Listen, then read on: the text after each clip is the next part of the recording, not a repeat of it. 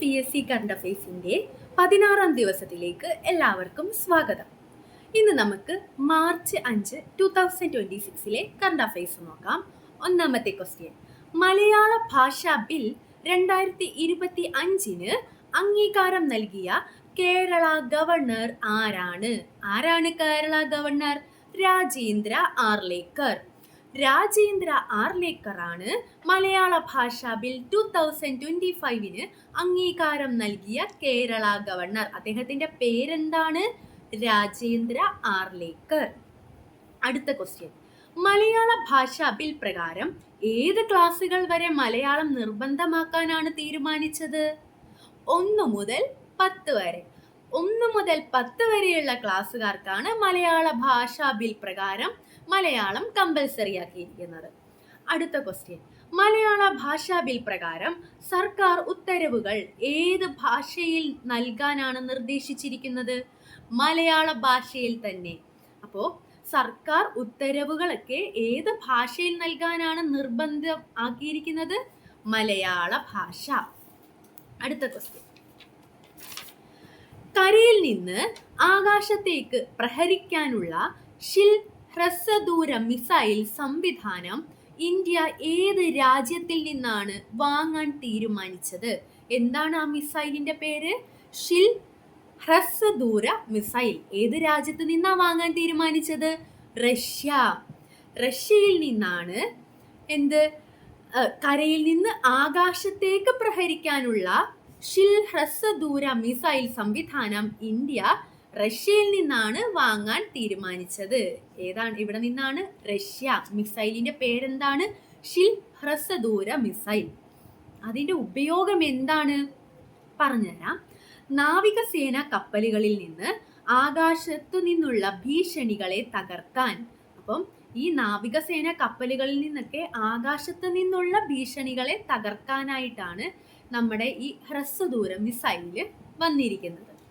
ഇനി അടുത്ത ക്വസ്റ്റ്യൻ. അപ്പോൾ അത് നന്നായിട്ട് ഓർത്തിരിക്കണേ. മിസൈലിന്റെ പേരെന്താണ്? ഒന്നും കൂടി പറഞ്ഞേ. ഹ്രസ്വദൂര മിസൈൽ. അപ്പം ഏത് രാജ്യത്തിൽ നിന്നാ വാങ്ങാൻ തീരുമാനിച്ചത്? റഷ്യ. ഉപയോഗം എന്താണ്? നാവികസേന കപ്പലുകളിൽ നിന്ന് ആകാശത്ത് നിന്നുള്ള ഭീഷണികളെ തകർക്കാനായിട്ട്.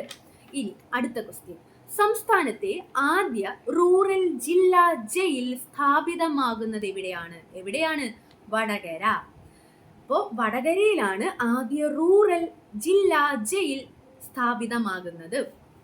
അടുത്ത ക്വസ്റ്റ്യൻ, ഇന്ത്യൻ റെയിൽവേയുടെ വിവിധ ഡിജിറ്റൽ സേവനങ്ങൾ ഒരൊറ്റ കുടക്കീഴിലാക്കുന്നതിനായി പുറത്തിറക്കിയ ആപ്ലിക്കേഷന്റെ പേരെന്താണ്? റെയിൽ 1.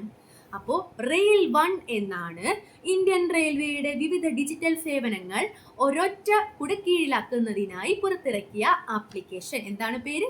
റെയിൽ 1. ഇനി അടുത്ത ക്വസ്റ്റ്യൻ, ഉൾക്കടലിലുള്ള മീൻപിടുത്ത യാനങ്ങളിലെ തൊഴിലാളികൾക്ക് കരയിലേക്കും തിരിച്ച് ആശയവിനിമയം സാധ്യമാക്കുകയും മുന്നറിയിപ്പുകൾ ലഭ്യമാക്കുകയും ചെയ്യുന്ന സംവിധാനത്തിന്റെ പേരെന്താണ്?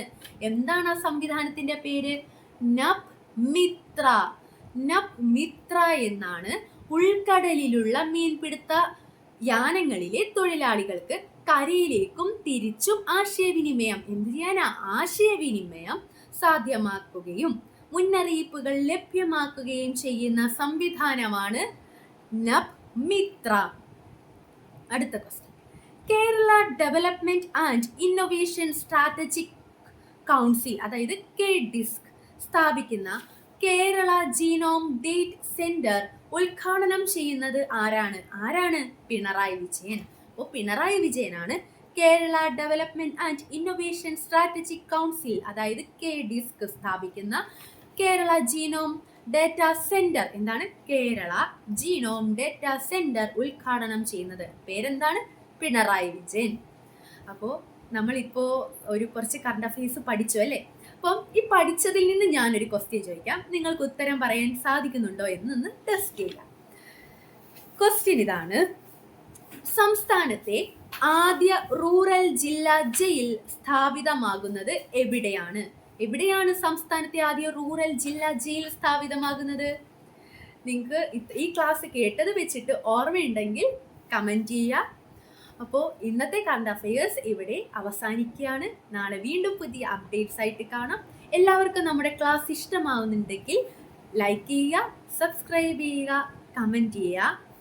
കൺസിസ്റ്റൻസിയാണ് ജീവിത വിജയത്തിൻ്റെ രഹസ്യം. നന്ദി.